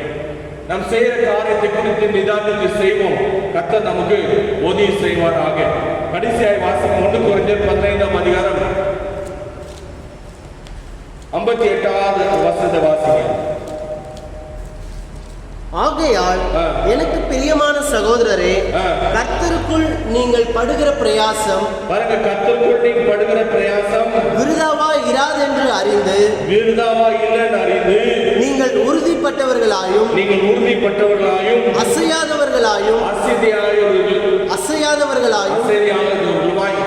கர்த்தருடைய கிரியையிலே எப்பொழுதும் பெருகுகிறவர்களாயும் இருப்பீர்களாக. ஆமென். பாருங்க, கர்த்தருடைய வசனம் நமக்கு சொல்லுது எப்படி நம்ம இருக்க வேண்டும். தேவ பக்திக்குரிய வாழ்க்கையை கர்த்தர் நமக்கு அழைத்த இந்த அழைப்புல நம்ம ஜாக்கிரதையாக நம்ம இருக்க வேண்டும். எப்படியா இருக்க வேண்டும் வேதம் சொல்லி மறுபடியும் வாசிங்க. ஆகையால் எனக்கு பிரியமான சகோதரரே, கர்த்தருக்குள் நீங்கள் படுகிற பிரயாசம், விருதாவா இராதென்று அறிந்து, நல்லா விருதா ஆகவே ஆகாது. எப்படி இருக்கிறீங்க நீங்க உங்களை சிந்தித்து பாருங்க. உங்களுடைய ஓட்டத்தின் நோக்கத்திலிருந்து இந்த நாள் வரும் நீங்க எங்க நீங்க வந்து இருக்கிறீங்கன்னு சொல்லி நீங்க யோசித்து பாருங்க. உங்களுடைய விசுவாசம் எப்படிப்பட்டதா இருக்கு? விசுவாசம் இல்லாமல் தேவனுக்கு பிரியமாய் இருக்க முடியாது. கடைசி நாட்களில் வேதம் சொல்லி பிதாவை ஆராதிப்பாங்க, ஆவியோடும் உண்மையோடும் தொழுது கொள்ள வேண்டும். உங்களுடைய தொழுகையில நீங்க தொழுது கொள்கிற விதத்துல ஆவியோடும் உண்மையோடும் கர்த்தரை தொழுது கொள்கிறீர்களா? நீ யோசித்து பாருங்க. நம்ம எப்படி நம் கர்த்தரை தொழுது கொள்கிறோம்? நம்முடைய வாழ்க்கையில ஆசீர்வாதம் பெற்றுக்கொள்ளத்தக்கதாய் நம்ம தொழுது கொள்கிறோமா? கர்த்தருக்காய் வாழ்கிற வாழ்க்கையில நம்முடைய விசுவாசத்துல கர்த்தருக்கு பிரியமா இருக்கிறோமா? இல்ல நம்முடைய விசுவாசம் தளர்ந்து போச்சா? விசுவாசம் இல்லாமல் ஒருவரும் தேவனை பிரியப்படுத்த முடியாது. விசுவாசம் குறைவல்லாமல் உள்ளவர்களாய் நீங்க தயவுசெய்து இருக்காதீங்க. கர்த்தருக்கு என்று நீங்க பிரயாசம் ஒருபோதும் வீண் போவாது. நம்ம வேதத்துல பார்க்கிறோம், ஒரு பரிமள தைல ஒரு குப்பையை எடுத்துட்டு வந்து இயேசுவின் பாதத்தில் அதை வெடித்து ஒடிச்சு அதில் சில வெளியேற்ற அந்த தைலத்தை வச்சு கைசுவின் பாதத்தை கழுவுள்ளார். தன்னுடைய மயிரை வைத்து தொடுகிறவர்களாய் நம்ம இருந்தாலும் சொல்லி நம்ம வேதத்துல வாசிக்கிறோம். சீஷர்களெல்லாம் அதை பார்த்துட்டு என்ன சொன்னாங்க? ஐயோயோ எவ்வளோ நஷ்டப்பட்டுட்டான்னு சொல்லி சீஷர்கள் சொன்னாங்க. ஆனா ஆண்டவராக இயேசு கிறிஸ்து அந்த ஸ்திரியை பாராட்டுறாங்க. நம்ம வேதத்துல வாசிக்கிறோம். மார்க்கு 4 மத்திய 4 இருந்தால் அந்த காரியத்தை நம்ம வந்து வாசிக்கிறோம். நீங்க வந்து யோசித்து பாருங்க, உங்களுடைய வாழ்க்கையில் எப்படி இருக்கு. மத்திய 14ஆம் அதிகாரம், மார்க் 14ஆம் அதிகாரத்தில் இருக்கு. வாசித்து பாருங்க. மார்க் 17 மார்க் 17 நீங்க மத்திய பாருங்க. 4 அப்பொழுது சிலர் தங்களுக்குள்ளே விசனம் அடைந்து, இந்த தைலத்தை இப்படி வீணாய் செலவழிப்பானேன். 14:4 மார்க் 14ஆம் அதிகாரம் 4ஆம் வசனம் வாசிங்க. அப்பொழுது சிலர் தங்களுக்குள்ளே விசனம் அடைந்து, இந்த தைலத்தை இப்படி வீணாய் செலவழிப்பானேன். இதை 300 பணத்துக்கு அதிகமான கிரயத்துக்கு விற்று 300 பணத்தோட அதிகமாய் கிரயம் செய்து தரித்திரருக்கு கொடுக்கலாமே என்று சொல்லி சொன்னார்கள். அவளை குறித்து முறுமுறுத்தார்கள். நான் ஆண்டவராக என்ன சொல்றார்? இயேசு அவர்களை நோக்கி, அவளை விட்டு விடுங்கள், ஏன் அவளை தொந்தரவுப்படுத்துகிறீர்கள்? என்னிடத்தில் நற்கிரியை செய்திருக்கிறாள். தரித்திரர் எப்போதும் உங்களிடத்தில் இருக்கிறார்கள்.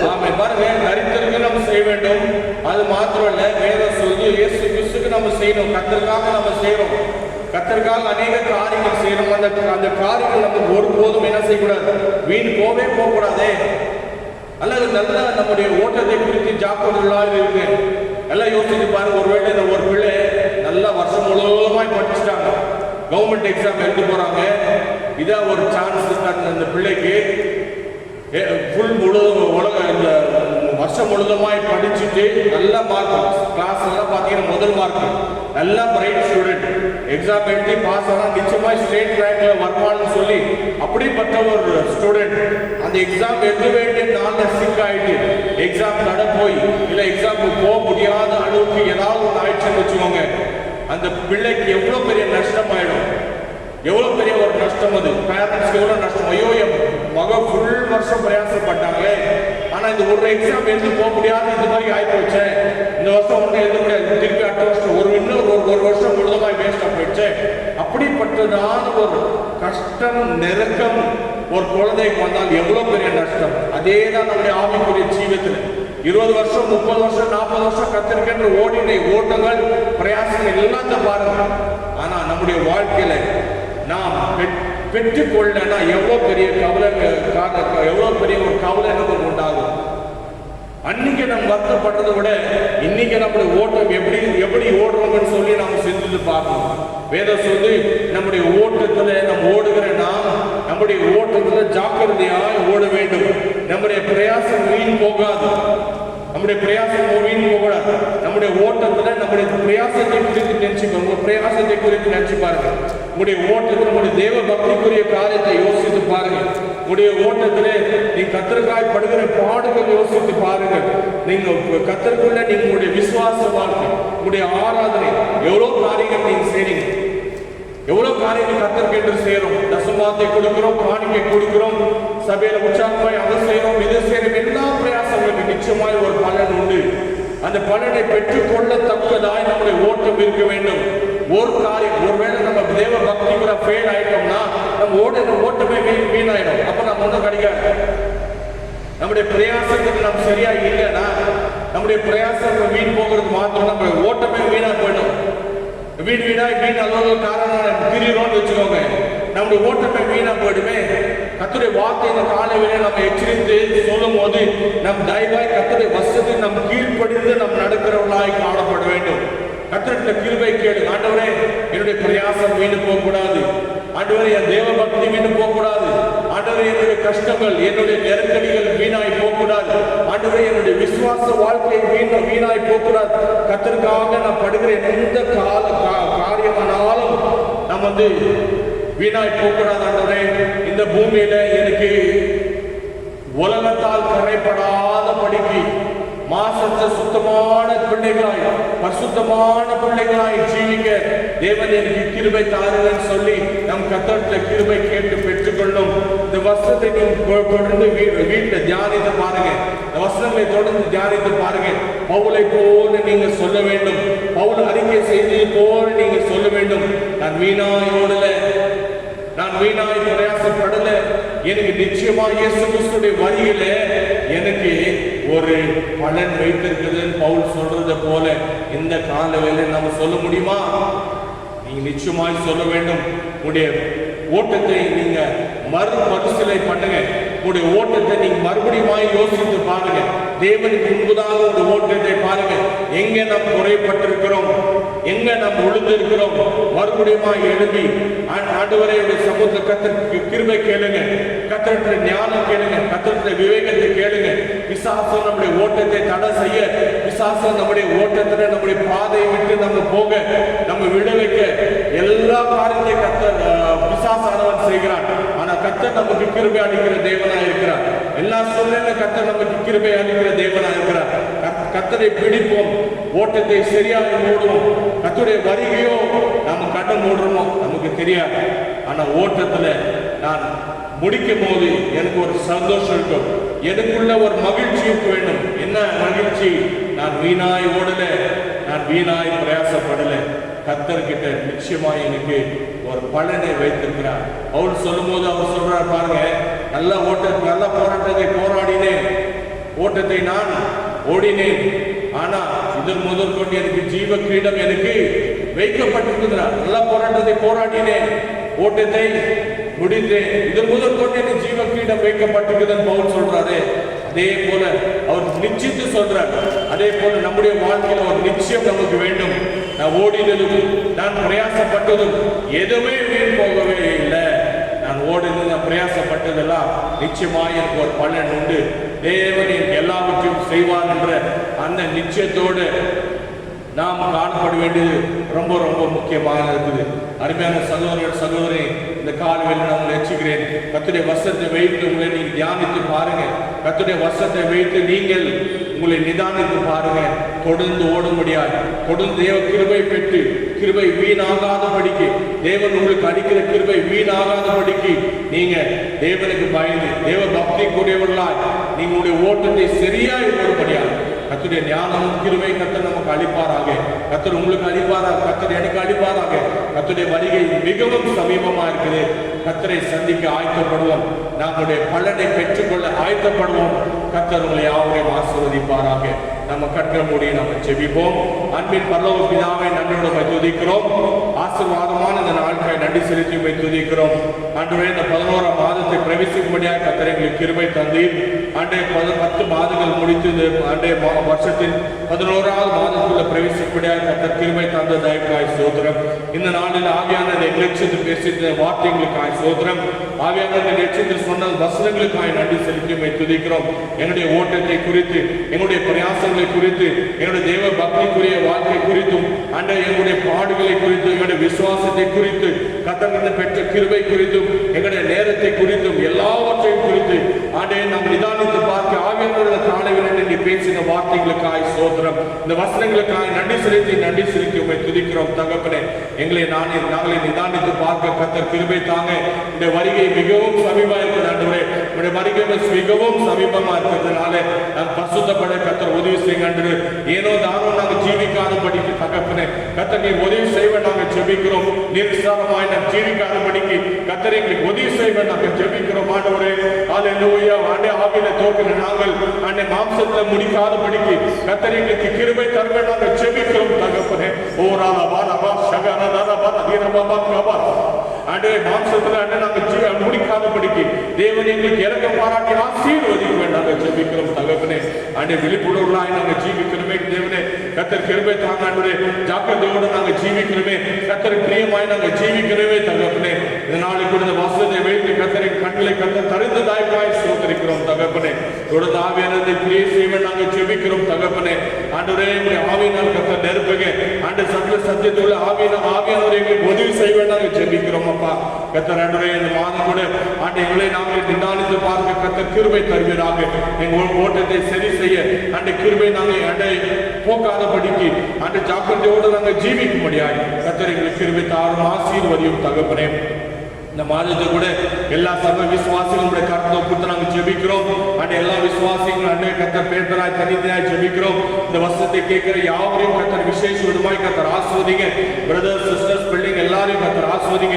கேட்கிற இந்த வசனம் உங்களுக்குள்ளே கிரியை செய்வேன் நாங்கள் ஜெபிக்கிறோம் தகப்பனே.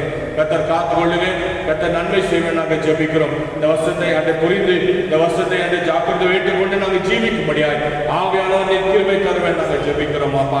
சோத்திரம் சோத்திரம் சோத்திரம் சோத்திரம் சோத்திரம். இந்த 11 மாதத்து கூட கை பிரயாசங்களை கத்தர் ஆஸ்வாதமாக்கி தாரும்.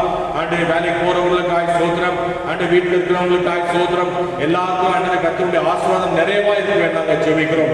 ஆண்டு மாசம் வரவும் செலவும் எல்லாவற்றும் கத்தர் ஆஸ்வதிப்பீராக. பிரயாணங்களை உங்களுடைய ஜனங்களோடு கத்தர் இருப்பீராக. ஆண்டு கத்தாவை போக்கில் வரணும் கத்தர் காப்பாற்றுவேன் நாங்கள் ஜெபிக்கிறோம். ஆண்டு கை பிரயாசங்களை கத்தர் ஆஸ்வதிங்க.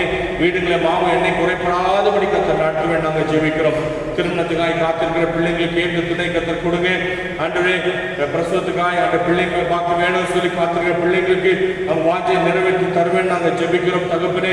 அது மாத்திரம் இல்ல கத்தாவே, ஆண்டு இந்த மாதத்துல கூட ஆண்டு தன்னுடைய பிறந்த நாளும் ஆண்டு அதோட வெட்டிங் ஆனிவர்சரியும் மற்ற எந்த சிறப்பான வேலையை நினைக்கிறாங்களோ ஆண்டு அந்த காரியங்களை கத்தடி அவங்களை ஆசீர்வதிக்க வேண்டும் நாங்கள் ஜெபிக்கிறோம். பிறந்த நாளும் ஆனிவர்சரிஸ் கொண்டாடுகிற ஆசிரிக்கிற ஒரு குடும்பத்தையும் ஆண்டு ஒருவர் தேவ பிள்ளைகளை கத்தர் விசேஷ விதமாய் கத்தர் ஆசீர்வதிக்க வேண்டும் நாங்கள் ஜெபிக்கிறோம் தகப்பனே. ஆண்டு வருஷத்தை நன்மையால் முடி சொல்லுங்க. ஆண்டு திருமண வாழ்க்கையில ஆண்டு 2 பேர் ஒருமனப்பட்டு கத்தருடைய நாமத்தை தொடர்ந்து மகிமைப்படுத்த கத்தர் உதவி செய்யுங்க. ஆண்டு எல்லாரும் வாழ்க்கையின் சமத்தை எங்களை கொடுக்கிறோம். ஆண்டு பேர்பட தனித்தினாய் கத்தர் ஆசீர்வதியும், கத்தர் பலப்படுத்தும். ஆண்டு விசேஷமா இந்த கொரோனா நாட்கள் சீக்கிரமாய் முடிவடையும். ஆண்டு சீக்கிரமாய் கத்தாவே நம்ம சபையில வந்து ஆண்டு ஒருத்தர் கண்டு கத்தர் நாமத்தை மகிமைப்படுத்த, கத்தர் நாமத்தை ஸ்தோத்திரிக்க கத்தர் உதவி செய்ய வேண்டும் நாங்கள் ஜெபிக்கிறோம் தகப்பனே. தடைகளாம் நீக்கி போடுங்க. வாசனை விடுதலையோடு நான் கத்தரை வந்து ஆராதிக்க கத்தர் உதவி செய்யுங்கப்பா. கத்தர் ஆஸ்வதியம் ஆண்டவரை கத்தர் பலப்படுத்தும். ஆண்டு தீமையிலிருந்து ரட்சிங்க. ஆண்டவருடைய ஜனத்தை கத்தர் காத்து கொள்ளுங்க. குடும்பத்தின் தேவைகளாவது கத்தர் சந்தித்து சந்தோஷம் சமாதானம் சுகம் ஆண்டு கத்தரை தந்து ஆண்டவரே உடைய ஜனங்களை கத்தர் ஆசீர்வதியும். இந்த 11ஆம் மாதம் ஆண்டு எல்லாருக்கும் ஆசீர்வாதமா இருக்கும்படியாக ஆண்டே நாங்கள் வாழ்த்துகிறோம், ஆசீர்வதிக்கிறோம். தொடர்ந்து கத்தர் காத்து கொள்ளுங்க, தொடர்ந்து கத்தர் வழி நடத்துங்க. ஆண்டவரே பரிசுத்த நாமம் மாத்திரம் மகிமைப்படும். தொடர்ந்து கேட்ட அந்த வார்த்தையை எங்களுக்குள்ள கிரியை செய்யும்படியாக நாங்கள் ஜெபிக்கிறோம். கத்தர் ஆசீர்வதித்து எங்களோடு பேசுகிறார். இயேசுவின் நாமத்தில் ஜெபிக்கிறோம் எங்கள் ஜீவன் நல்ல பிதாவே, ஆமென். என் ஆத்துமாவே கர்த்தரை ஸ்தோத்திரி, என் முழுமையா பரிசுத்த நாமத்தை ஸ்தோத்திரி. ஆத்துமாவே கர்த்தரை ஸ்தோத்திரி, கர்த்தர் செய்த சகல மறவார்கள். ஆமென். ஸ்தோத்திரம். Praise the Lord. கர்த்தருக்கு ஸ்தோத்திரம். கர்த்தர் உங்களை யாவரையும் ஆசீர்வதிப்பாராக. இந்த 11ஆம் மாதத்தை கூட கர்த்தர் நமக்கு ஆசீர்வாதமாய் மாற்றி தரும்படியாய் கர்த்தருடைய கிருபை கர்த்தருடைய பிரசன்னம் தொடர்ந்து நம்மோடு இருந்து வழி நடத்தும்படியாய் எல்லாரும் நான் இயேசு நாமத்தில் வாழ்த்துகிறேன், ஆசீர்வதிக்கிறேன்.